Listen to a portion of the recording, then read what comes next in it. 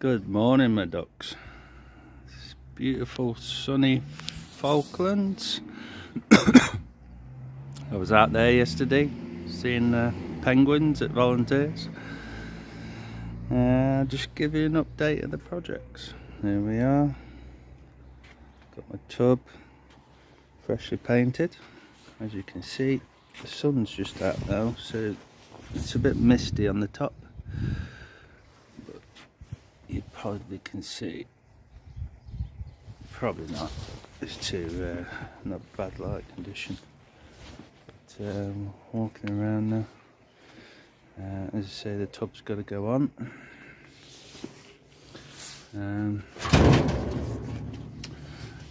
Wheels are off at the front because I've got to make some custom lower wishbones. As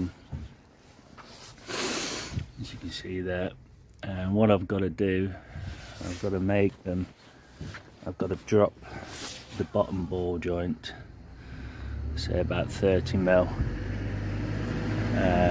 It's just to get the right geometry set up. I'm a bit tired. This is what I've got left. Got the axle. I've got my sill pieces left to go on. Excuse the mess. That's all primed up. Flashback. You can see the two chassis rails there. There is where I'm going to build back from. And yeah, moving on.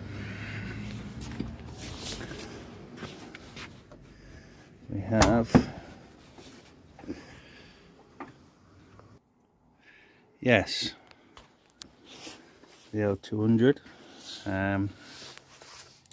heavily into the wiring now. Still not starting.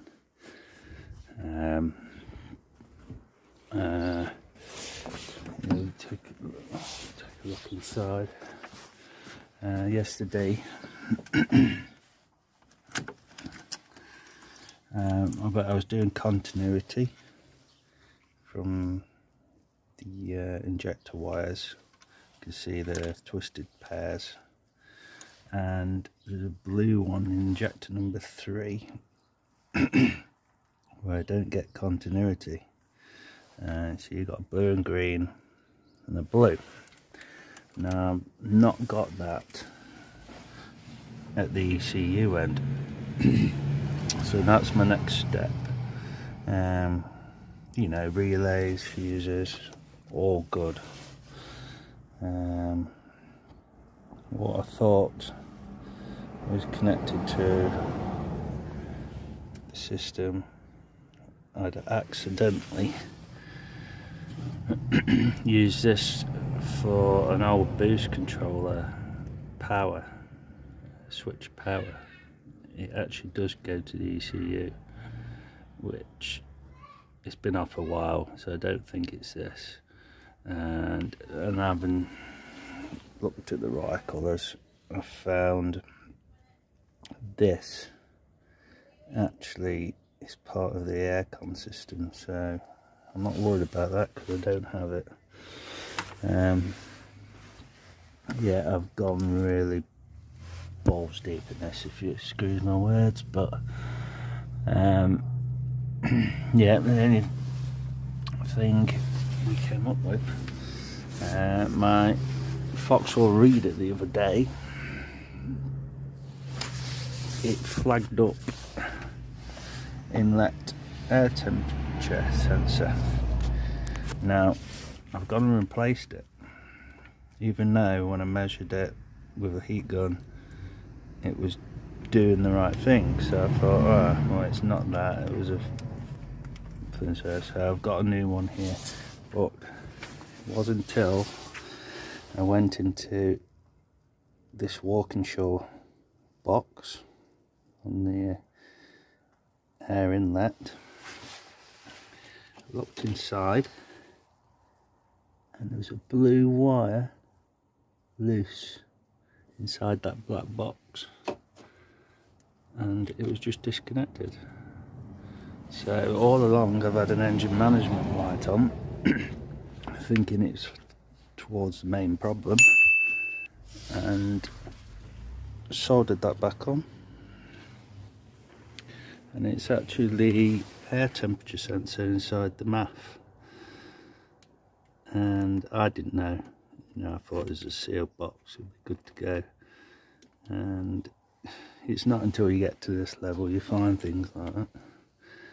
And yeah, replaced it, and now I don't have an engine management light, but I have a Christmas tree of ABS lights, air conditioning lights, and this light's still on, the fuel lever sensor, but I've found out it just is local in here, and basically when the water level gets high, it puts the light on with the float, and it's just localized to this. So if that is bad, I've drained it, see if I could shake it, while it's in there, and it's still on, but it may go out, so I'm not too worried about that.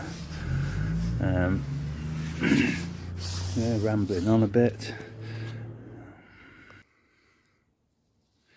Right, guys and girls, excuse me. As you can see, I've got in here, this is my battery. It's been on charge overnight, just a trickle. There's my fuel tank, and the ECU. Now this ECU here is my second hand one. This is bog standard and it still doesn't work. Cranks, but I've got no fuel injecting. This is my stage 3, and this was mapped in on the 31st of December last year. Now you think, second hand one, chance it. No good. I have got a manual, and this is an 80-page CAN control area network manual, and I've been through it. I've been through it about 3 times now, and still nothing. So yesterday I took it upon myself to do all resistance checks to all the CAN wiring. This is my Foxwell reader, and it will communicate with the ABS, the SRS. The SRS had a squib open, which now replaced, and I know this reader works because it took the fault off straight away, and I've still got them open. So SRS is good. ABS comes up with about 10 faults. Now I did tie on upon myself to go through the CAN system. What you've got CAN 1. Well, this is like a junction connector. It links up all the CAN wires, and I'm working back from the front edge along the pins. You've got basic pairings, and with these pairings you've got like engine ECU first, then you've got up in there you've got your C20, that's your automatic transmission ECU, and you got C219. It actually was on the other one, the grey connector, but this is your ETAC, and that's basically your body control module. And basically got your ECU over there. I thought I'd go through this CAN wiring because, when it gets to this level, it's daunting, but it's not all that difficult once you've dragged them all out. You got your C35 connector there, and basically that links the right side of the car, the driver's side, to this side. And then you've got this little bad boy. Now this little bad boy is CO01 CAN connector, and this links basically the connector you've just seen there. It links to the ECU, and the other wire goes to the automatic transmission ECU, and it's all good, continuity's good, and it's all linked together. So the reason I can't read this ECU is a total mystery. It doesn't pick it up on my reader. I can't read it, so I can't get no codes off it to tell me what's wrong with the actual ECU side of things. Now, what I did think is, I've done it before, mapped, you know, with Pacini, it's run. Now, sometimes when I've mapped, I've not been able to read the vehicle, but it could have been an underlying fault like yesterday, the inlet temperature wire. Now,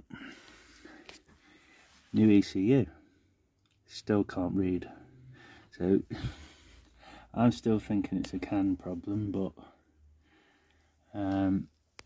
my theory is I've got that many faults with the I've got like 10 faults with CAN timeout, bus off, all these U codes, which is not a fault code, it's a code that's in the system. And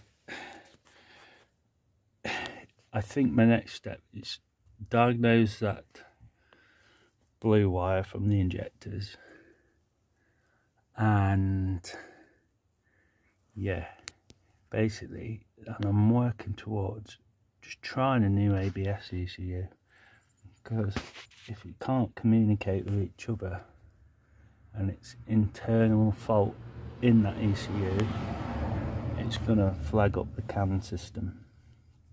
I don't know if I'll stop it starting. I just don't know. So, yes guys, thank you for that. Now I'm off to work. And yeah, happy days. Yeah, the Navara is coming on very well. And I'll be updating a nice couple of legs of chassis rails all welded up, ready to go on, but first I've got to do the sills, and yeah, hopefully I can get this running, because I really need it now. And yeah, happy days, have a good week, see you later.